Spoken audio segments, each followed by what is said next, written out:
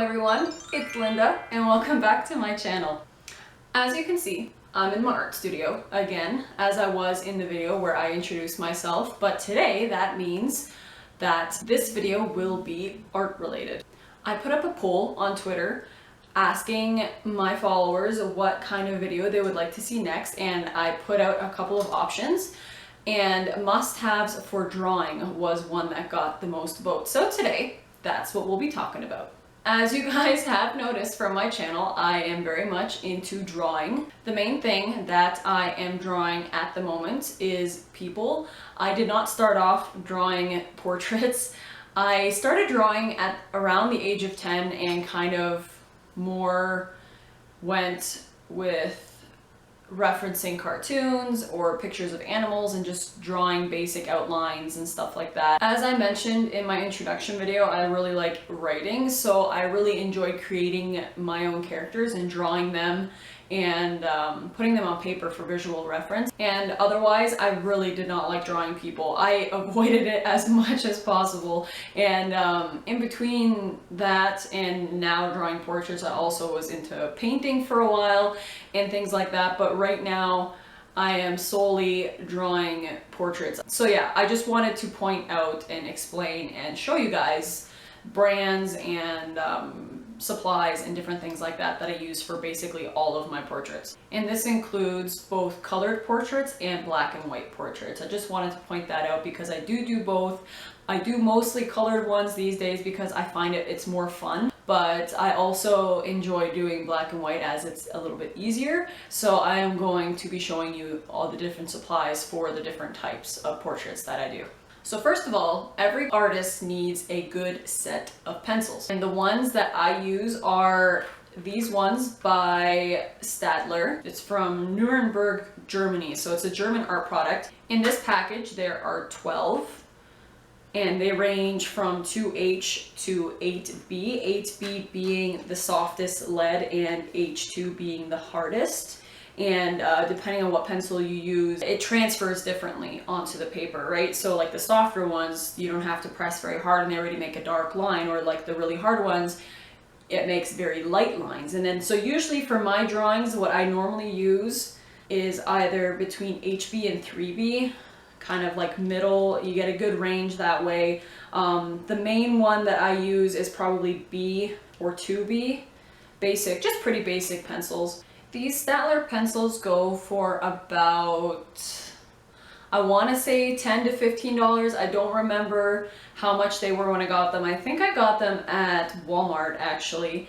But they're fairly inexpensive for the amount that you get, and I've been using these for so long, and as you can see, they're still pretty long, so I highly recommend Stadler. For black and white portraits, I usually won't stray to a whole bunch of different pencils. I stick to one or two, and for my colored portraits, I only use the pencil to sketch out the outline. And speaking of colored portraits, my go-to colored pencils are Faber-Castell Polychromos pencils, and those are the ones that I always have sitting on the desk behind me. It's a nice big case. A friend of mine paid for part of them for a birthday gift, and I paid the other ones because they are quite pricey, but I had been drawing for a while at this point, and I really wanted some professional grade colored pencils because I knew that they would work the best. I tried other colored pencils, they just didn't blend the way I liked. So I discovered these ones and I fell in love with them. So you get a really good variety of color. This is the, how many are in here? 20, 40, there's 60 in here. You get a really good range of color. I find that the bigger sets, they have a lot of colors that are very similar to each other. So I really like this set as in that each one, there's a couple of similar ones, but then each one is kind of unique in its own way. You can buy singles of these on Amazon. I bought these ones off of Amazon. I got them on sale, but I know that they are not cheap if you get them full price, but then, you know, always make sure that you look out for sale. If you're serious about your drawings, I highly recommend Faber-Castell. I know a lot of people use Prismacolor, but I fell in love with Faber-Castell, so I am a loyal user of these. Stadler also makes erasers like this. I don't use this eraser very often because I don't like erasers that leave little bits, and I'll get into that with the erasers that I use. But for large scale erasing, I use this one, and it's also by Statler. So Statler is a really good sketch brand, so I highly recommend checking them out if you don't know of them. And speaking of erasers, the kind that I use is pretty much the only kind that I use are the kneadable erasers. So it's kind of like that sticky tack, or a little bit like Play-Doh, I guess you could say. But it's basically a soft eraser that you can mold into any shape you want. So if you need to get it into really small points or something, you can mold it into a little point. And what I love about these erasers is that they do not leave little bits behind when you erase, because when you're drawing, you don't want to be swiping your hand across your drawing because you're gonna ruin it. So I definitely like erasers that don't leave little bits. So if I'm not wrong, this is also by Statler, but I don't know.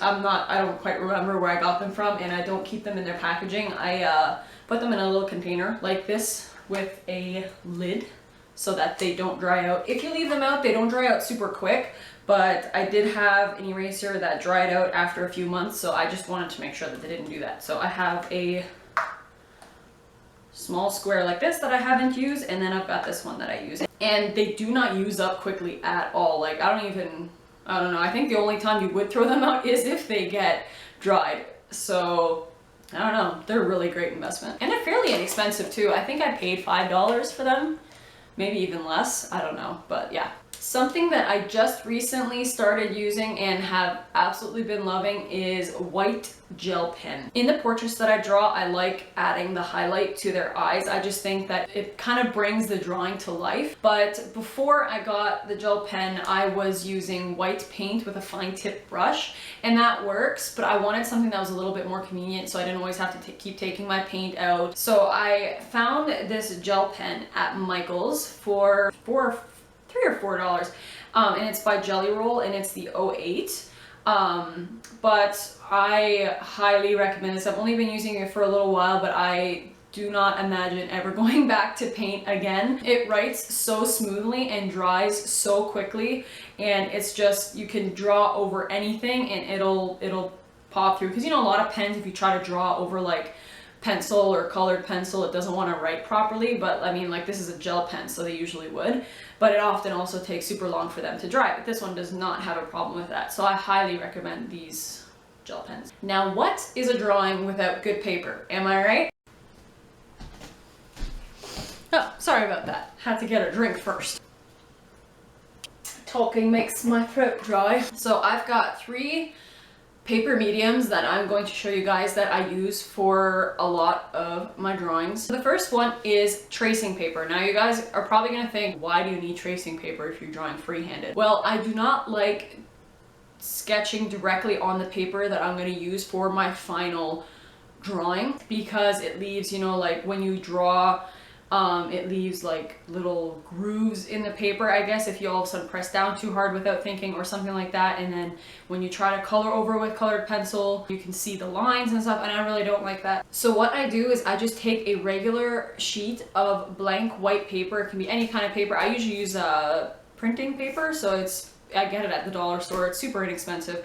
And what I do is I sketch on that paper the portrait of the person I'm about to draw. So then I can make as many mistakes as I want. I can be as sketchy or whatever and figure out exactly how I want to draw the lines and everything. And then what I do is I take tracing paper, lay it on top, and trace my outline that I made on the printing paper, flip the tracing paper over, draw on the back of it, like say, you know, it'd be like backwards, and then I flip it back over onto my permanent paper that I'll be using for the portrait and lightly sketch it over. And when you remove the paper, it leaves a light lead imprint on the paper that you're using without leaving little grooves in it. If that makes sense. I know it's a long roundabout way. I'll show you guys some other time how I do everything exactly. This is the tracing paper that I use. I got it at Walmart for a couple dollars. It's super inexpensive, but any tracing paper will work because it's not picky what kind you use. This one just happens to be by Daler Rowney. Here's actually an example of a drawing that I have not yet started, but I did do the outline of, and it's of Matt Murdock from Daredevil.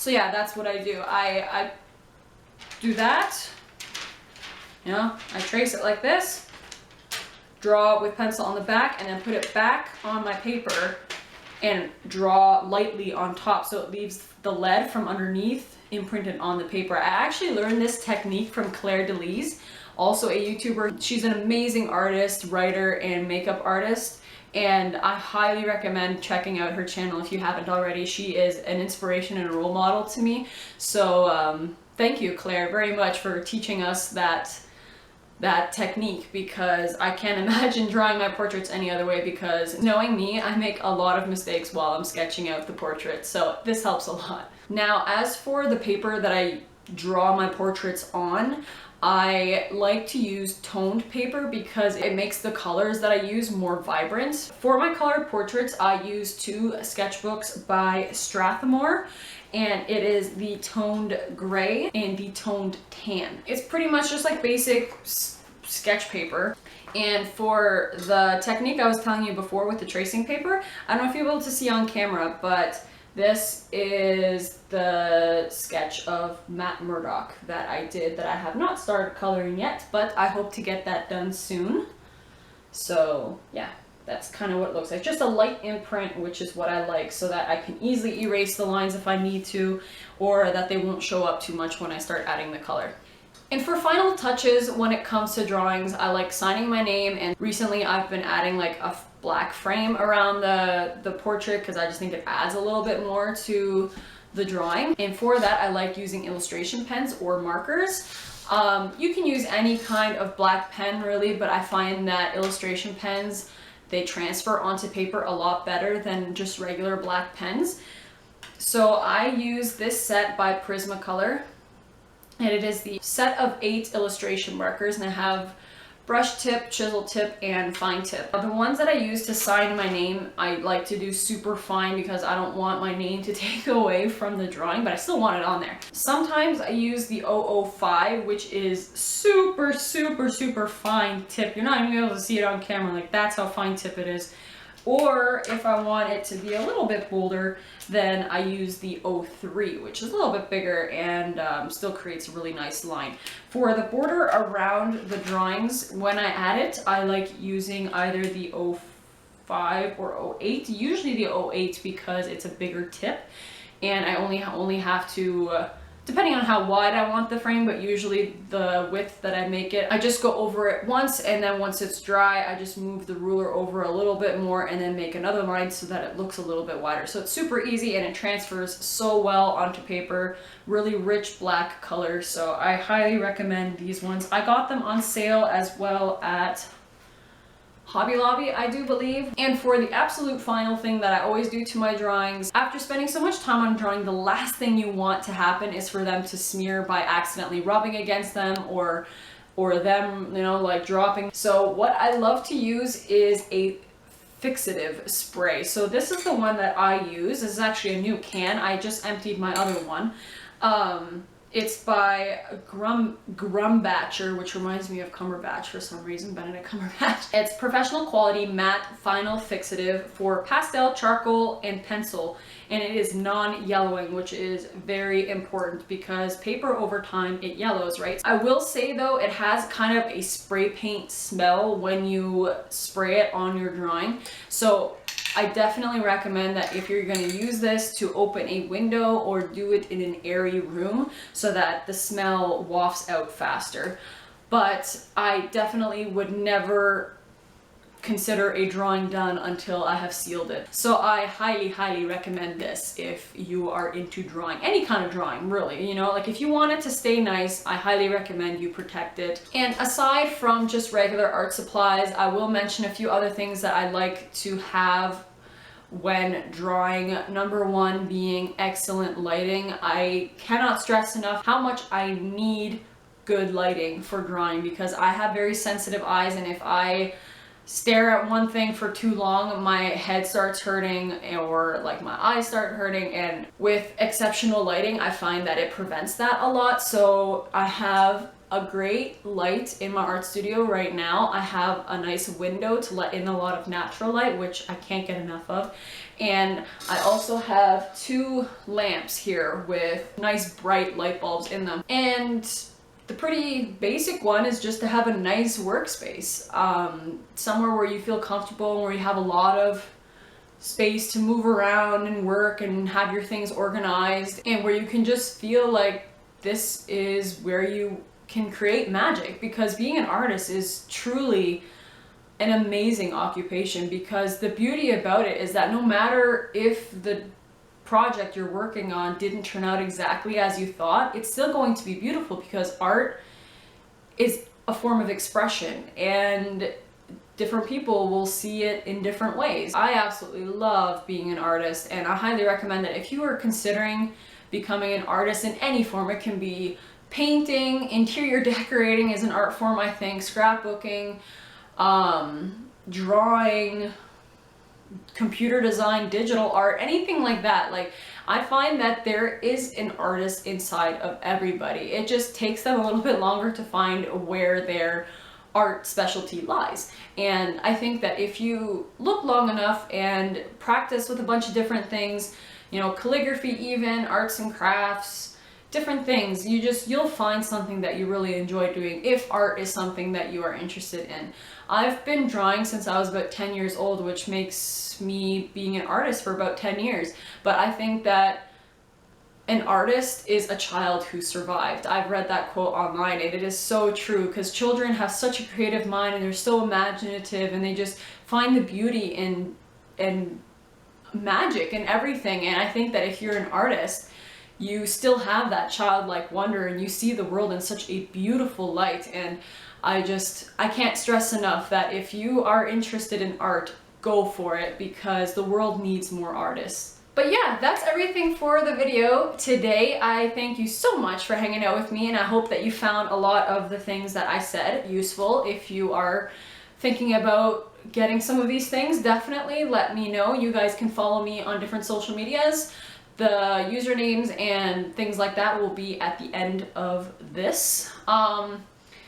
But yeah, just remember that life is so much more meaningful when it's lived to its fullest. So go out there and enjoy it. Never stop dreaming or shooting for the stars, and I'll see you guys in my next video. Bye!